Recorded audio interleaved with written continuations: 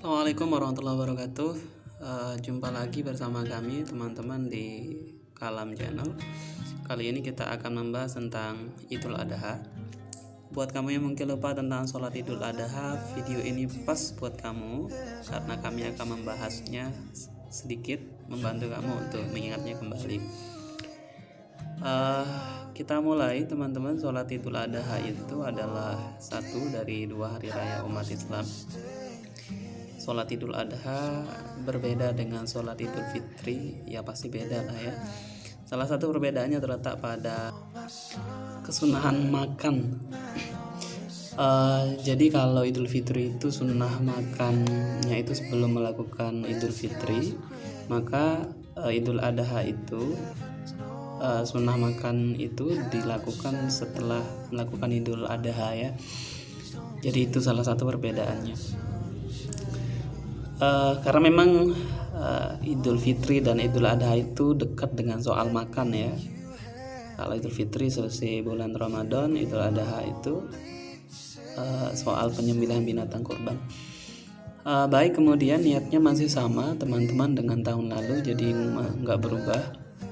Bunyi niatnya seperti ini: usolli sunnatal idil adha rakaataini ada ma'mum lillahi ta'ala. Usolli sunnatal idil adha rakaataini ada ma'mum lillahi ta'ala. Ya, perlu kami ingatkan teman-teman bahwa niat itu sebenarnya di hati ya, bukan di mulut. Lapas niat itu sebenarnya menurut ulama adalah untuk membantu hati supaya lancar membaca niat ketika takbiratul ihram.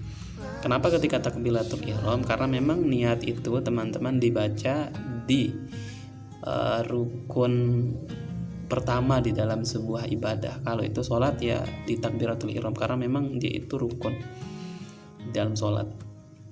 Baik, berikutnya untuk rakaat pertama 7 takbir, kemudian untuk rakaat kedua itu 5 takbir. Berikutnya adalah kenapa itu Idul Adha itu penting dan untuk siapa.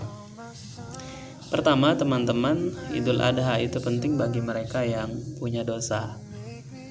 Sekali lagi, dia penting bagi mereka yang punya dosa.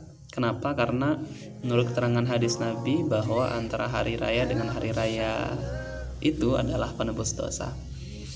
Jadi berbahagialah mereka yang punya dosa. Berbahagia buat mereka yang sering gibahin temannya, fitnah temannya, nipu temannya, sliding temannya, dan seterusnya dari dosa kecil ya, yang dikredit setiap hari, setiap minggu jadi bukit gunung hari demi hari ya. Jadi ini bagus bagi mereka yang punya kesadaran kalau mereka punya dosa. Kedua, teman-teman, Idul Adha ini penting buat mereka yang tak mampu. Kenapa? Karena hari Idul Adha itu disunahkan bagi mereka yang mampu untuk menyembelih binatang kurban yang dagingnya diberikan kepada mereka yang tak mampu. Secara sederhana, teman-teman, Islam memberikan jaminan sosial melalui orang-orang mampunya. Sekali lagi, ini penting bagi mereka yang tak mampu.